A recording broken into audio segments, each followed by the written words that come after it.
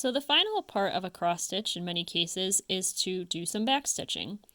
The purpose of back stitching is to add additional detail. So you may end up outlining an object or adding additional detail within the actual cross stitches you've made with the back stitching.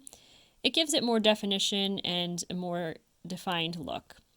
What I've done here is a triangle, and I want to outline that triangle to give it some additional detail. In the example that we've been doing together, you'll see the back stitching part will be the veining in the leaves.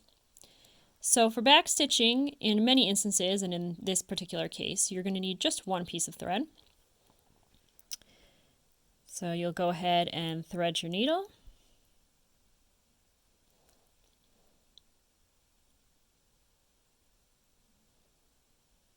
Get your little tail there. And we need a way to anchor our thread. So you're going to flip over your work. What I like to do is simply go underneath some of the stitches that we've already done. Similar to the way that you end a full cross stitch row, just slide your needle with your back stitch thread underneath a few stitches. Pull it through.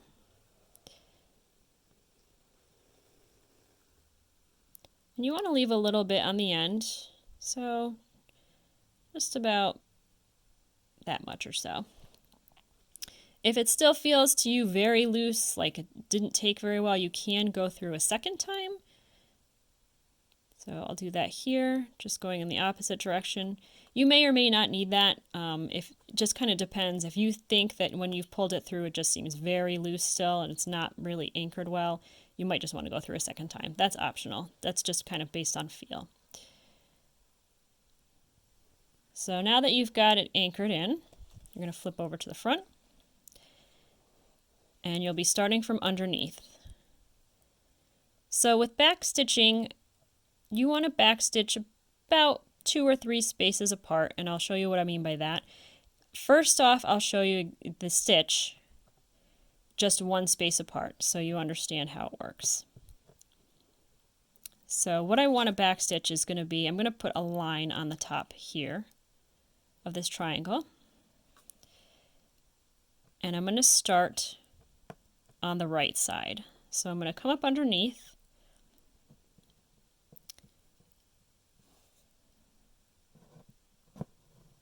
pull my thread all the way through,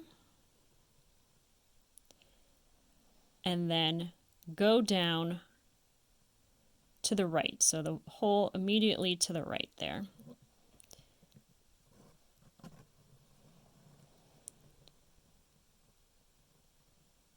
And you can see I created a small line there. So if I want to do this entire line across, what I would do next is basically the same thing, but just 1 space over. So the next empty hole, I'm going to come up,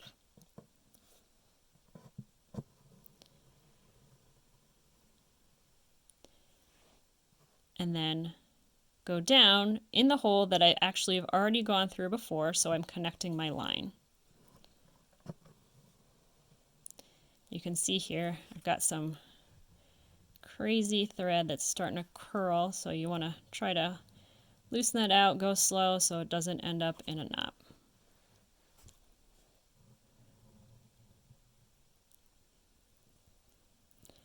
And then you just keep going along that way.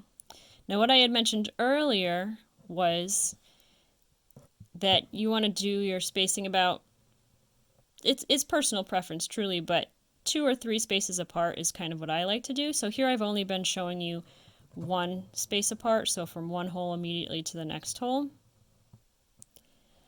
But you can lengthen that. You can do 2 over. So if I continued what I had just shown you, I would have gone up through the hole immediately to the left, which is right there. But you can space it out so that you're going, say, 2 out. This will make your back stitching a little quicker, and it really doesn't have any inverse or impact on your work at all.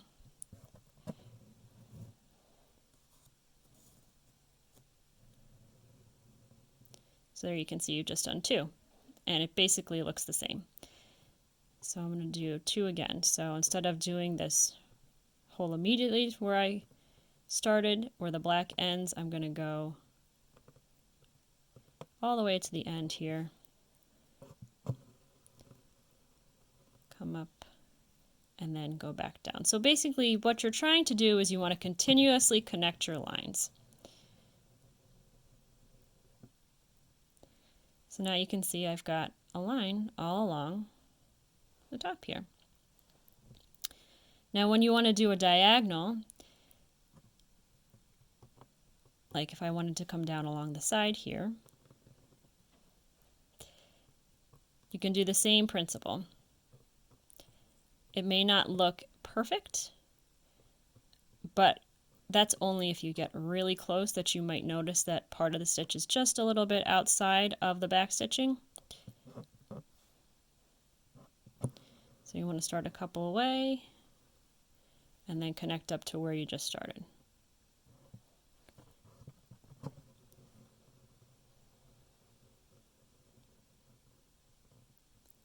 So you can probably see just a little bit here is poking out, a little bit here, but that's not going to matter because you're just going to keep going along, and at the end, it's basically going to look connected.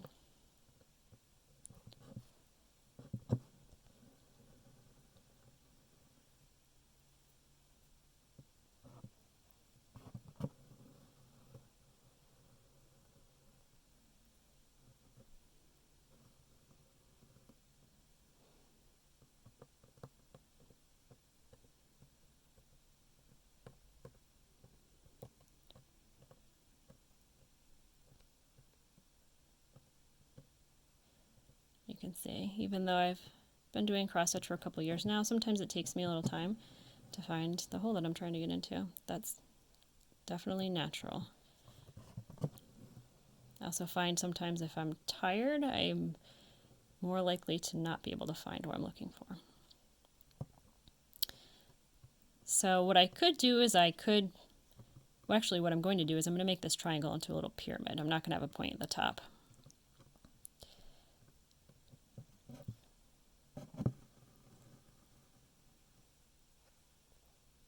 So you're always going to the area that you haven't done your back stitching yet and working towards the area that you have backstitched, connecting your lines as you go.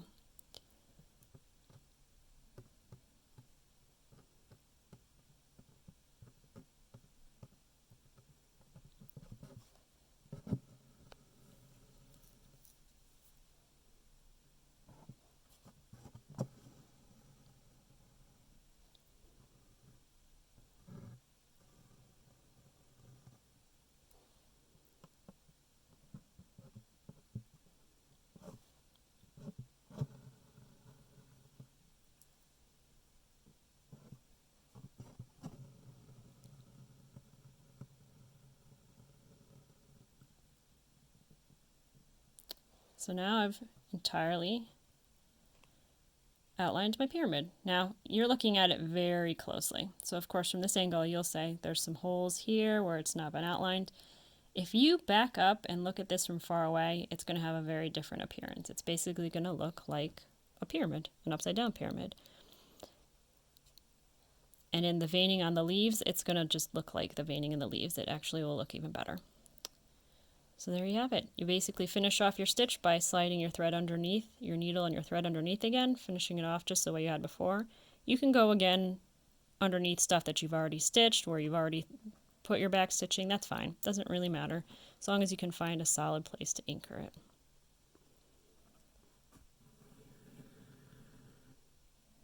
Then you just have to trim your thread and you're all set.